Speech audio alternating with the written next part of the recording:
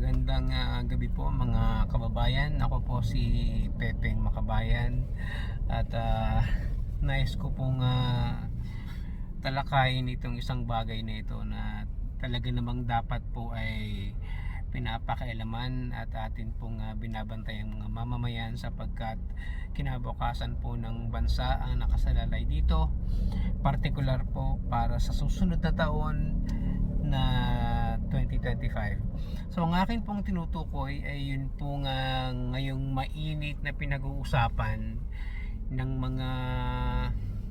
mga politiko at ng iba't ibang grupo na nagpapahayag ng kanilang opinion tungkol po dito sa version po ng General Appropriations Bill na niratipika po ng bicameral committee ng Kongreso, ng Kamara at ng Senado. Alam niyo po kung sinusubaybayan niyo po itong isyung ito, isa po sa talagang napakasidhi ng pagbabantay sa usaping ito ay si Professor Cielo Magno. Siya po yung dating Undersecretary ng Department of Finance at siya nga po ay noong isang taon ay nagbitiw sa kanyang tungkulin na pagiging bahagi ng gobyerno dahil marahil sa ilang issue na o ila sigurong hindi pagkakapareho ng prinsipyo at mga paniniwala.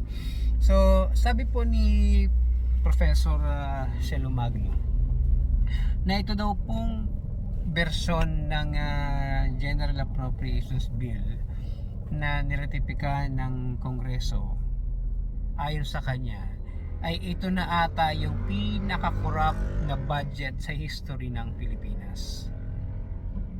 Alam niyo po, talagang nakakapangamba itong bagay na ito dahil laging sinasabi ng mga politiko, lalo na ng mga sabihin natin ng mga pinipresenta ang kanilang sarili bilang mga bagong uri ng politiko na labanan ng korupsyon.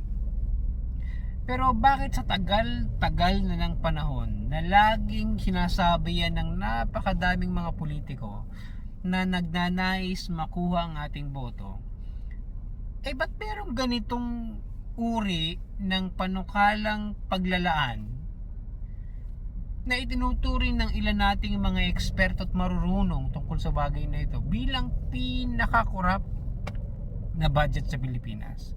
Ano po ang sabi ni Professor Magno?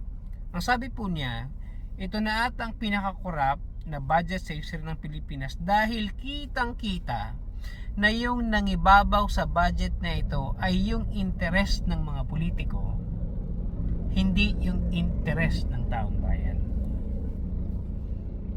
Dahil akala ko ba ang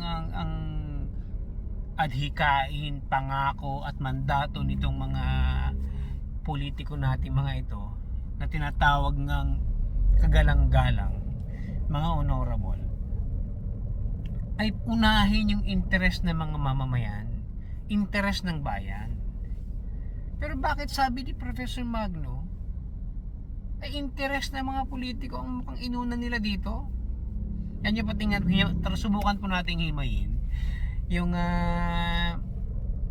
ilang aspeto o ilang bahagi ng 2025 GAB upang makita natin kung bakit ba nasabi ni Professor Magno na pinaka-corrupt itong budget na ito. Diba?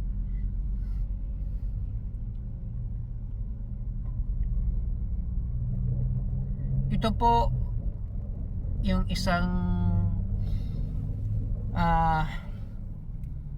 isa sa mga table na ipinakita ng ilang mga artikulong na nalathala sa ilang pahayagan, kasi sinasabi po dito kung alin yung mga departamento na itinuturing ang nagwagi dahil lumaki ang budget o nadagdagan ng budget, at alin naman yung mga departamento o kagawaran na losers o natalo dahil binawasan o kaya ay sa bahagi ng PhilHealth ay talagang hindi binigyan ng paglalaan. Unahin po natin, sino yung biggest winner? Ayon po dito, sa table na ito, ay ang House of Representatives. Tingnan nyo po. Sa proposed budget, ito po yung naunang version bago magkaroon ng pagsasapinal itong bicameral committee. Ang tawag nga nila yun ay small group ng mga mamabatas sa pareho yan, Kongreso at Senado. After nung BICAM, yung 16.3 naging 33.67 billion pesos. Diba? Isipin nyo, nadagdagan ng 16.35 billion pesos. Itong ating mga kagalang-galang na kongresista, hindi ko alam kung bakit ganito kalaki naman na doble yung budget nila. Sinasabi nung ilang mga kongresista na nagpaliwanag dito, so meron daw mga infrastructure projects silang kailangan gawin. Yung ang isang kongresista nagsabi pa na kailangan daw kasi magpagawa ng ilang mga silid pulungan, mga conference rooms, dahil daw para magawa nilang trabaho nila. Diyos ko naman, mas mahalaga ba hindi ba nila kayang gawa ng paraan yun? Wala talaga bang walang pasilidad para sila ay magpulong, mapagpulungan nilang mga kongresista o sa mga hearings nilang yan? Mas mahalaga pa ba yan sa mga itayong mga silid-aralan ng mga mag-aaral? Sa napakadaming paaralan talagang kulang sa classroom? Hindi ba? Senado, nadagdagan ng 1.1 billion. Sinasabi naman nila infrastructure project din daw ito. Anyway, Office of the President, 10.45 billion naging 15.85 billion. Nadagdagan siya ng 5.4 billion. Marahil marami talagang ilang mga karagdagang gastusin ang ating Pangulo, kaya nadagdagan yung budget na yan. Pero alam nyo, ang isang pinagtataka ko naman dyan, nadagdagan ng 5 billion yung panukalang paglaan ng Office of the President. Pero yung budget ng Office of the Vice President, tinanggalan naman nila ng lampas 1 billion. Dahil ang naunang paliwanag nitong mga mambabatas, kasi daw yung ilang mga proposed programs ng Office of the Vice President, halimbawa yung mga financial assistance, medical assistance sa mga mamamayan nating mahihirap, pwede naman daw gawin na lang ng mga line agency. So sa halip na sa Office of Vice President ilagay yung budget, ilagay na raw direkta doon sa halimbawa sa MSWD o DSWD, dahil yun naman daw talaga yung mga ahensya o kagawaran na merong mandato para magbigay ng mga tulong na ito para sa mga mahihirap nating mga kababayan.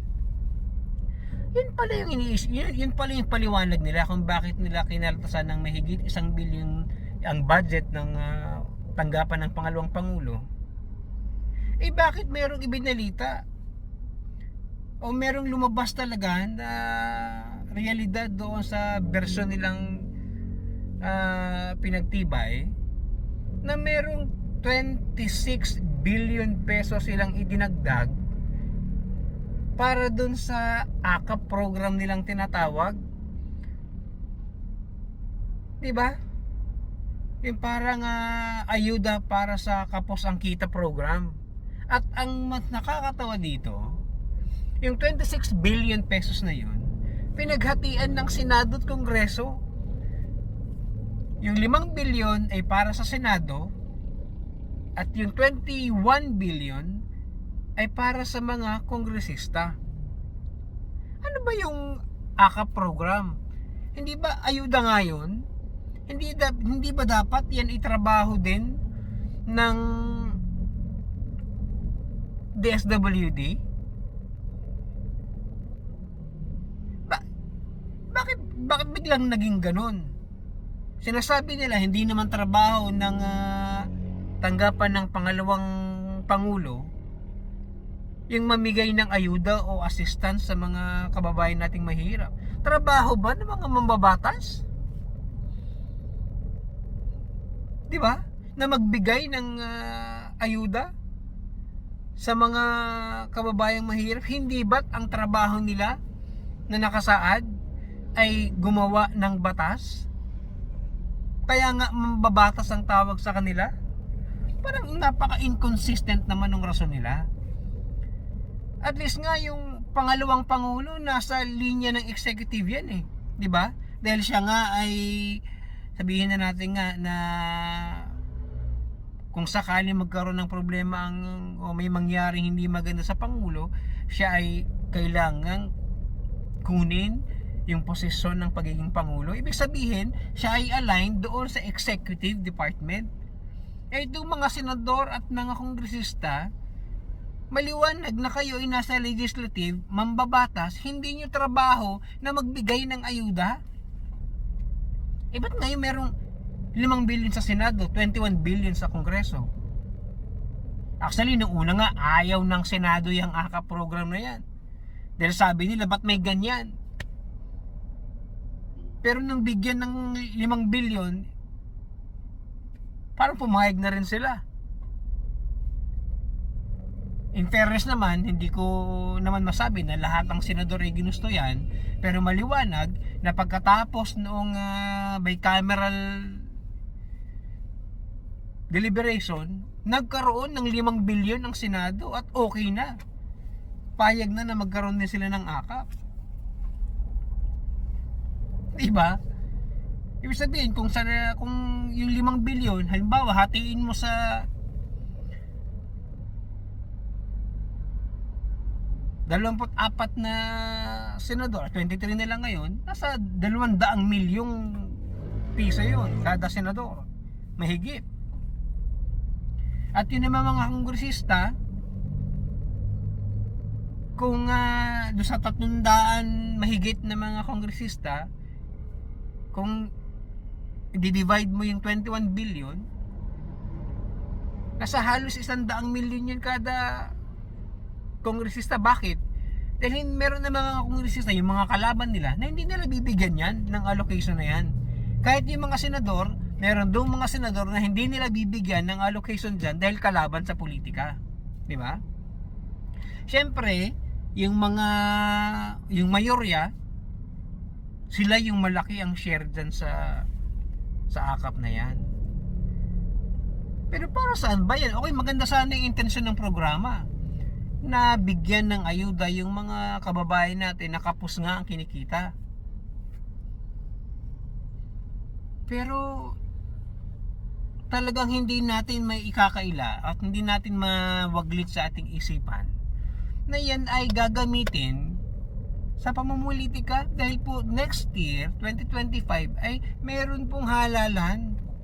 So alam naman po natin ang kalakaran ng mga yan, na talaga ipangangalandakan ang kanilang mukha, ang kanilang pangalan, na sila ang nagbigay nitong mga, akala mo'y sila nagbigay nitong mga ayudang ito, ng mga tulong na ito para sa ating mga kababayan, para matandaan yung kanilang mga pangalan. Kasi nga eleksyon. Pero hindi naman dapat, di ba?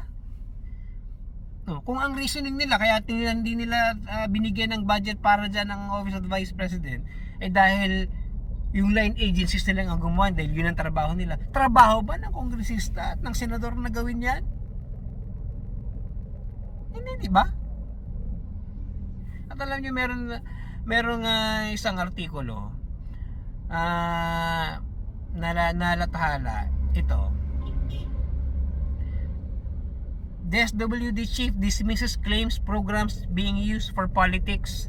Sinabi nung ni Secretary Gatchalian na yun daw mga programa ng DSWD, particular itong AICS, yung Assistance to Individuals in Crisis Situation, yan yung financial assistance na binibigay sa ilang mga tao, at yan ngang akap na yan,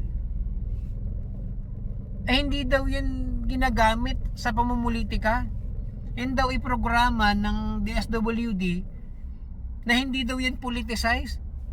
Ikwento nyo, sabihin nyo sa pagong, diba? Parang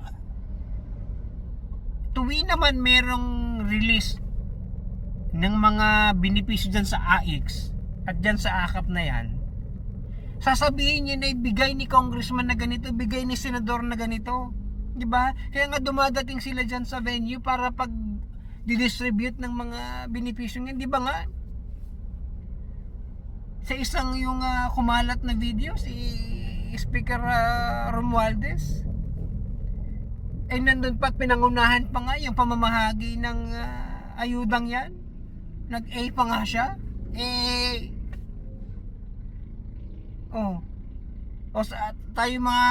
tayong mga nakasaksi sa ganyan. 'Di ba lagi niya yan i-AICS ni senator ganito, yung i-AICS si congressman ganito. 'Di ba? Ano sinasabi ni Secretary Gatchalian? Na hindi daw ito nagagamit sa politika. Diyos ko naman. Parang tayong ginagawang bobo nitong mga to. Ginagawa tayong mangmang kung ano yung totoong nangyayari. Diyos ko naman na Secretary Rex Gatchalian, anong hindi nagagamit sa politika yung mga programang yan, yung AICS, yung akap na yan. Kahit nga yung tupad di ba?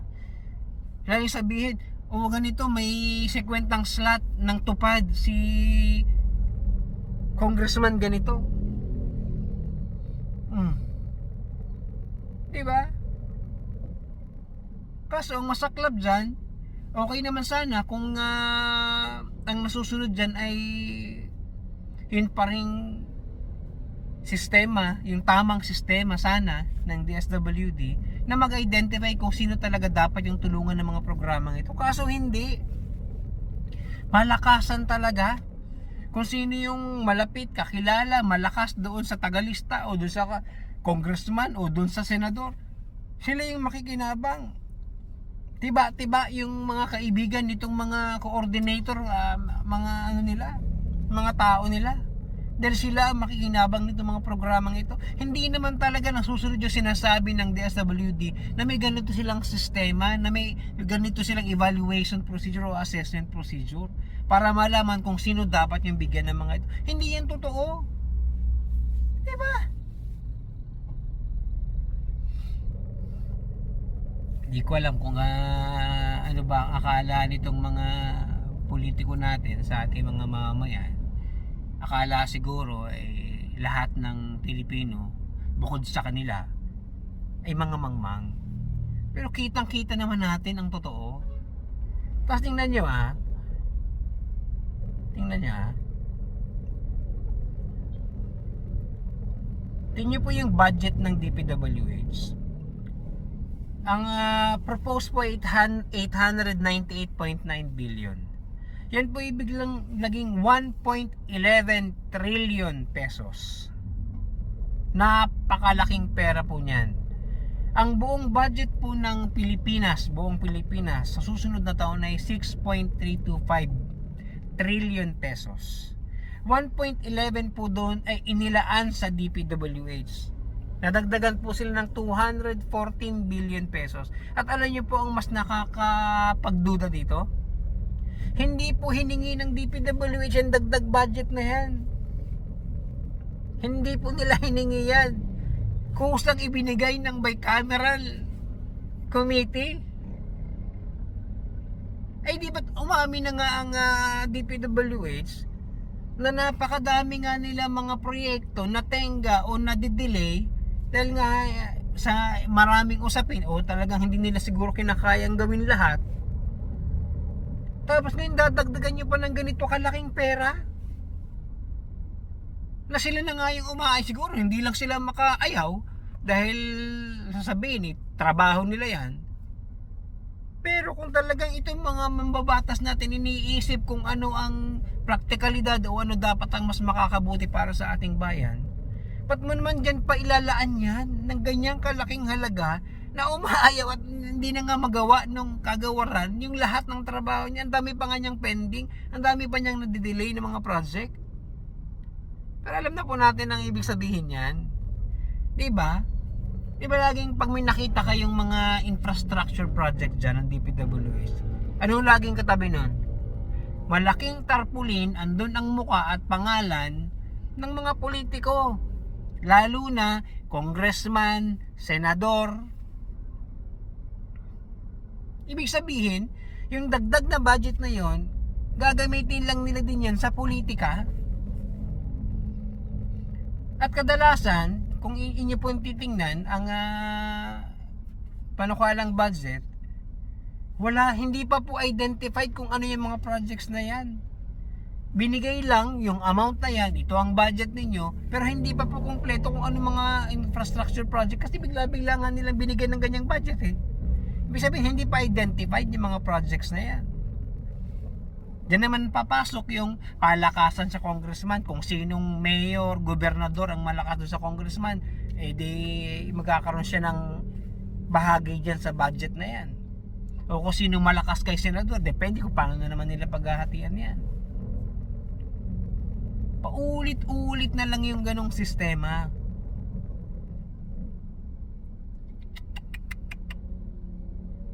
Puro na lang pamumulitika. Hindi nila makaayaw yung DPWH eh. Hindi ko alam kung gusto rin ba nila yan.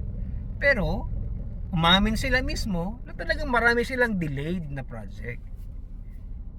Hindi pa nila natatapos. Tapos tatambakan mo na naman ngayon ang budget na dapat nilang magawa yan. Samantalang ang dami mga ahensya na humihingi ng budget na tingin naman natin mas nangangailangan nga din ng budget, tinanggalan nyo naman. Bakit? Dahil mahirap bang mangurap sa mga departamentong to? Hindi kayo makikinabang dyan?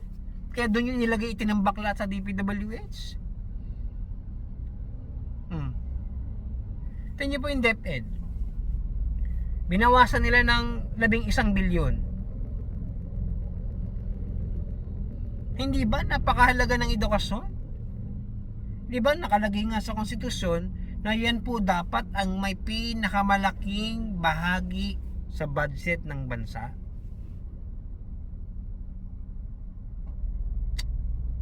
Parang gusto yata nilang manatili na lang na mas gusto nilang mangmang yung mga Pilipino. Siguro para patuloy nilang kayang loko-lokohin at bula-bulahin na lang. Pero hindi po ganun. Marami pong Pilipino ang matalino. At pasintabi po, baka nga po mas matalino pa sa mga kagalang-galang at honorable. Hindi ko naman po nila lahat.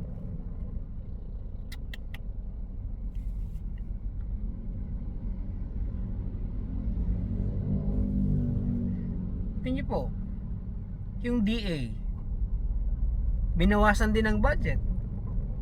Hindi ba sinasabi na mahal na napakahalaga ng food security?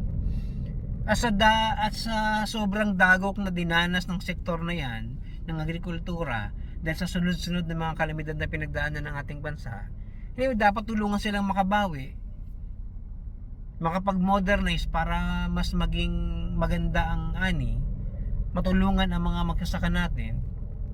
Binawasan naman ang budget. Yung AFP modernization, binawasan ng 15 bilyon.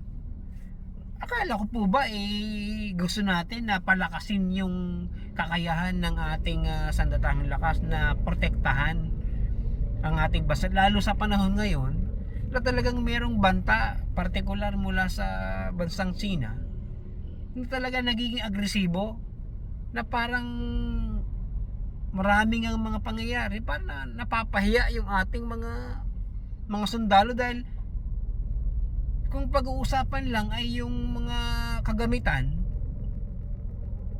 Wala, hindi natin kayang protektahan yung bansa natin.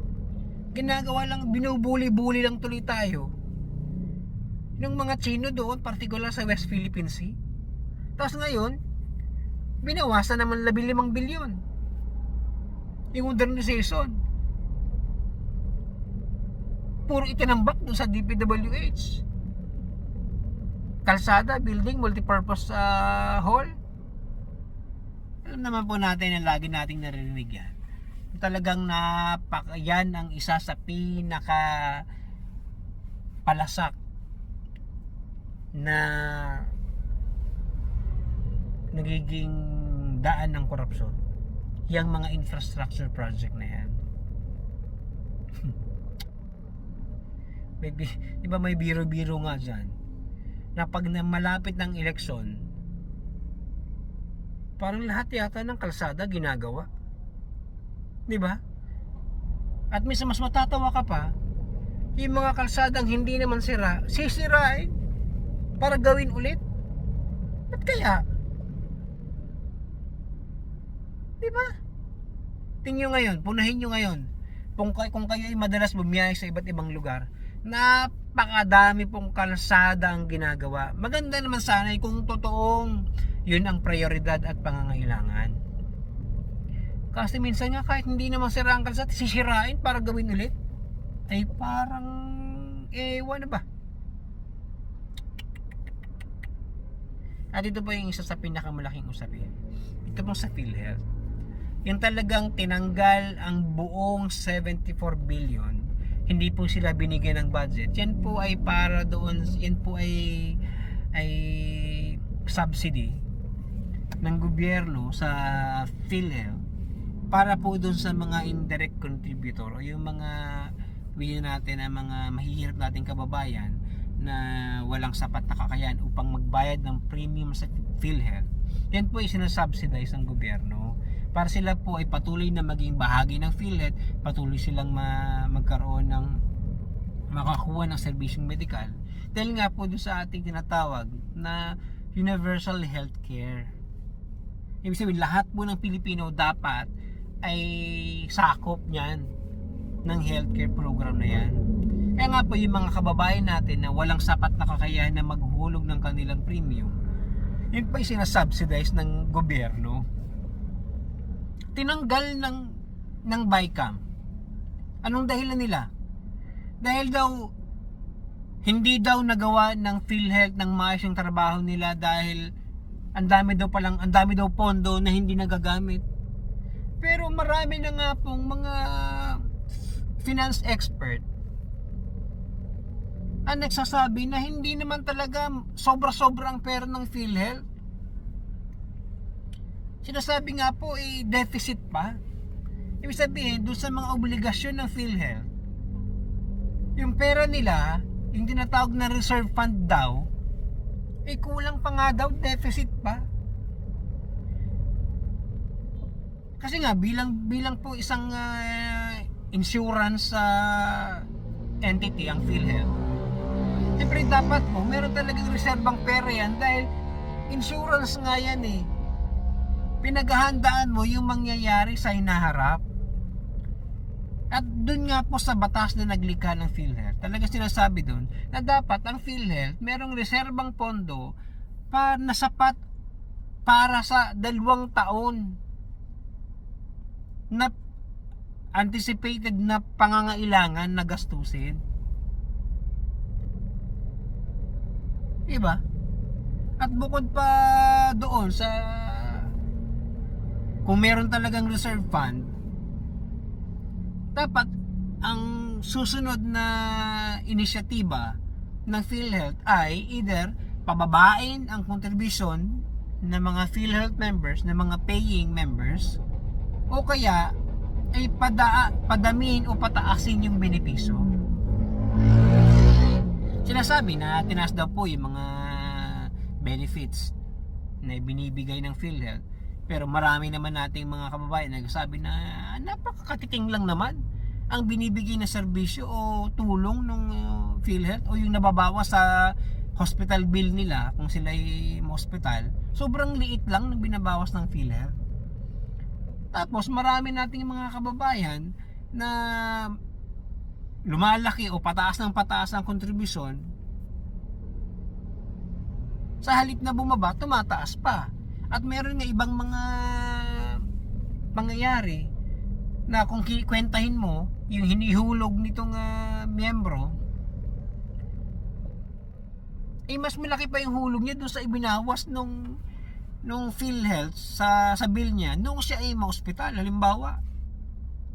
So ibig sabihin, yung inihulog nung Pilipino, mas maliit lang doon yung makukuha niyang benepisyo. Di ba hindi naman lahat ng Pilipino na hospital? Hindi naman lahat ng miyembro ng PhilHealth talagang nakakapag-avail ng service? Di ba? Maraming mga mamamayan na naguhulog lang niya kasi obligadong hulugan yan, hindi naman niya nagagamit. Sabihin talaga, lumalaki nga ang pondo, pero hindi naman nararamdaman ng mga mamamayan yung benepisyo. Paano ngayon ang mangyayari niyan?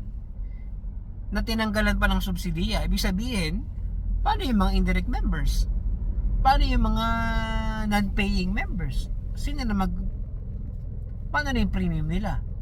I-shoulder ng mga paying members? So lalaki na naman ang contribution ng mga paying members, kawawa naman. Tapos doon yung lahat inilagay sa DPWH, doon yung inilagay sa AKAP. Bakit? Dahil election budget nga ang tawag nyo dyan. So para sa politika lang talaga itong budget na ito. Gaano kadaming oras ang inubos ng Kongreso at Senado sa mga budget hearing na yan? Tapos ganito lang pala ang gagawin ninyo. Diyos ko naman, parang sayang na sayang naman yung mga ginastos dyan. Gaano kalaking buwis ng mga mamayan ang ginugol ninyo sa inyong mga budget hearing? Ganyan lang palang klase ang output ninyo. Ay Diyos ko.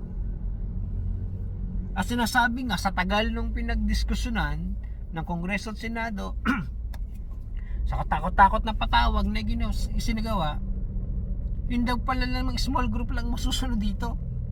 Yung BICAM lang naman palang masusunod dito.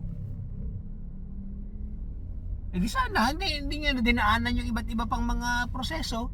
Yung BICAM nilang tapos. Di nakatipid pa ang Kongreso sa Senado. Ganun din man pala Lahat ng pinag-usapan yun, nabaliwala Kaya nagagalit yung ibang senador, ibang mga kongresista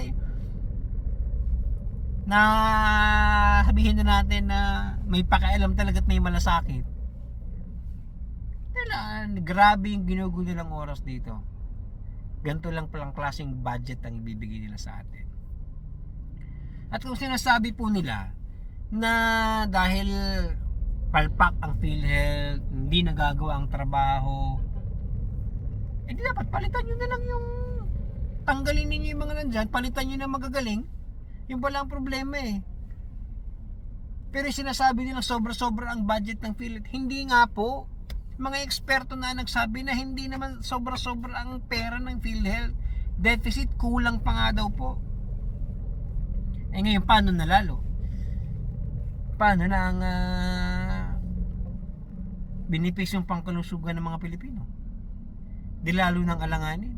Di ba't yan nga yung mga budget, yung sa DepEd, yung sa DSWD, kung totoong nagagawa ng maayos yung sistema ng pagmamahagi ng AIX, ng tupad, ng AKAP, yung sa PhilHealth, di ba yan sana yung mga pag-ala na talagang makikita ng mga Pilipino na may malasakit kayo sa mga Pilipino? Kaso hindi binasog ninyo yung DPWH, yung House of Representatives. Politika lang yan talaga na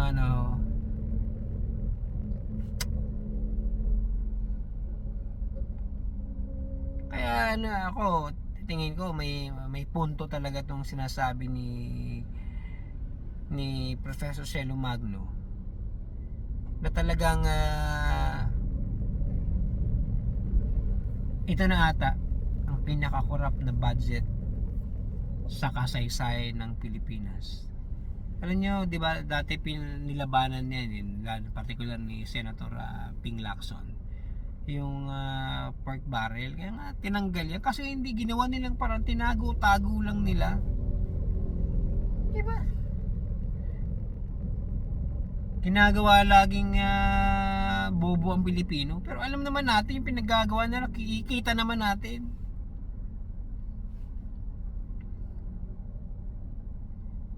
Tinanggal ang pork barrel, pero yung malaking budget ng DPWH, yun din yung nagiging daan para itong mga mambabatas, itong mga politikong makapalang muka ang kumilos at parang mamahala lang doon sa budget na yun. Tapos sasabihin itong mga AIX, tupad, akap, hindi raw politicize, hindi daw yan nagagamit sa politika. Diyos ko naman po, sinong Pilipinong maniniwala sa inyo? Kayo nilang po ba ang hindi nakakaalam? Secretary Gatchalian, na yan ay ginagamit ng mga politiko, ng senador, ng kongresista, pupunta sa isang lugar para mamahagi ng AIX. Diyos ko naman. Huwag nyo naman itong pinagloloko yung mga Pilipino, dahil hindi naman po kami bobo. Kita po namin yung mga ginagawa ninyo. At talagang tayo po mga Pilipino, dapat po tayo talagang kumilos, makialam, magingay. Dahil kinabukasan po ng bansa ang nakasalalay dito. Kinabukasan po ng ating mga anak, ng ating mga apo, dahil patuloy pong ginagahas ang pondo ng bayan. Wala pong malasakit sa mga mamamayan itong mga mambabatas na ito. Puro po politika ang kanilang inuuna. Kung totoong may malasakit kayo sa mga Pilipino, lakihan ninyo ang budget para sa edukasyon. Diba? Para maging matalino lalo ang mga Pilipino. Para lahat ng kabataan makapag-aral, maging sapat ang kanilang kakayahan na umani ng karunungan. Diba? Unahin niyo naman po yung para sa kalusugan ng mga Pilipino, dahil sa Pilipinas po talagang pag nagkasakit ka, malaking problema eh.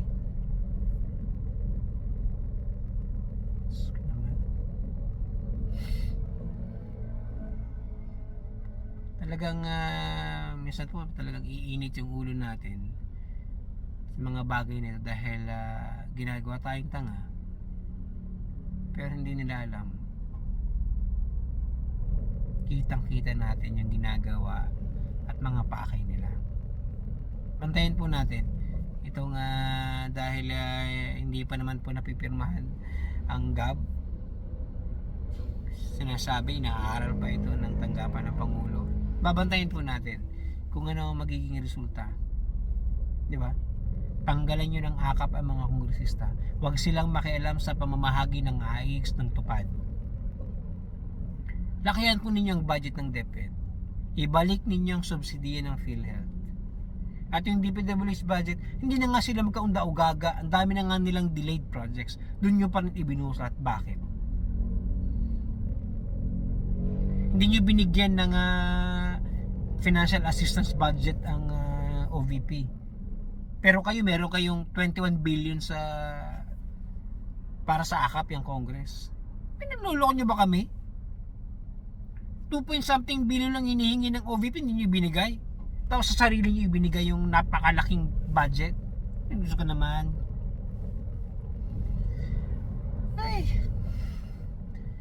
Patuloy po nating babantayan itong usapin pong ito, at iba pa pong mga usaping pambayan, upang sa gayon ay maging bahagi po tayo ng paghahatid ng kaalaman, ng karunungan at kamalayan sa ating mga kababayan na kailangan pong meron talagang pakialam at alam ang mga bagay na ito. Ako po si Pepe Makabayan.